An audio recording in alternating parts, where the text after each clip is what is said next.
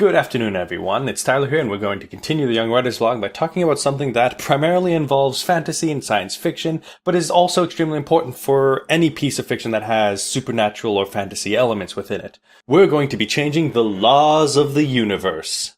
Here's what I mean. Now, a lot of the time when you're writing fictions, the rules of your world are going to be different than the rules of this world. The laws of physics might be different, the laws of society might be different, rules about how people are born or what happens when they die might be different. There's really no limits on what things you're allowed to change and how different your universe can be from our universe. But there are some really important rules on how to do it right. These are the things you have to keep in mind when you're rewriting the laws of the universe. Point number 1.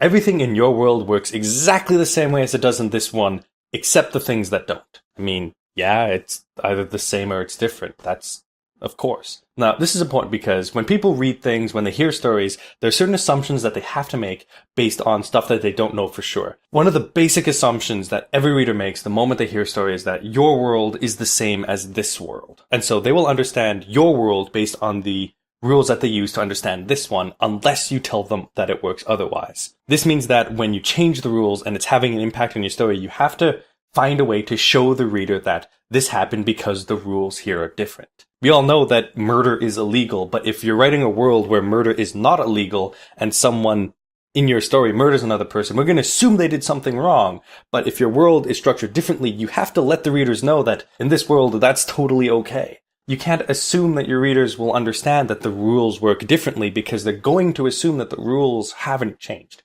So the point of this is to make sure that you give the readers the tools they need to understand what you're doing. The second point to keep in mind, ethics change with technology. This is one of the laws of science fiction as told by Larry Niven, a sci-fi writer who's responsible for the book Ringworld. The point of this is that when you change the world, the people inside of that world change with it. Now, this quote talks specifically about technology, but it's also true about supernatural elements, fantasy elements. Anything that changes your world in a fundamental way will change society in a fundamental way. You cannot introduce shapeshifters into the modern world and not have that fundamentally change the way that we experience the world, the way that people think about the world, the ethics of identity, the way that people think about who is who would shift over time. The way that our societies are structured, the way that we think about what is right versus wrong is inherently linked to the world that we live in. And so when you change the world in a fundamental way, that conception, the way that people think about that world would also shift. This is not even mentioning the fact that there is no one worldview held by every person in the world. You'll always have competing ideas about what is acceptable and what is not. So if you do include new technologies, supernatural or fantasy elements into society, there will also be conflicting ideas on what is acceptable uses of this, what are the limits of this, and whether or not this is a proper or right use of it. Is it ethically okay for a shapeshifter to assume another person's visage after that person dies? This is a question that our society doesn't have to answer, but that one definitely does. This applies whenever you change the fundamental structure of how your world works. You have to ask the question, how did this change society? How will this change society? What is currently happening as a result of this change? Third, and probably most important, keep it consistent.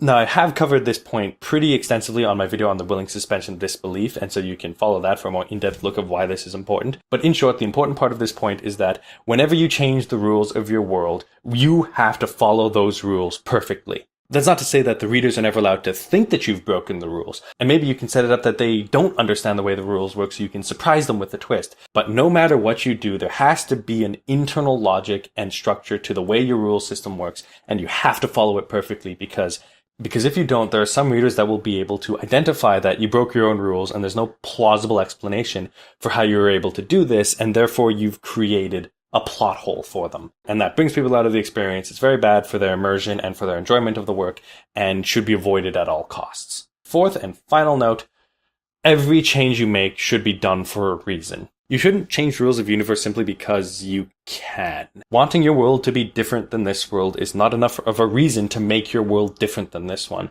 You should always have a reason why you're changing that world, either for plot reasons or for storytelling reasons or even for metaphorical reasons.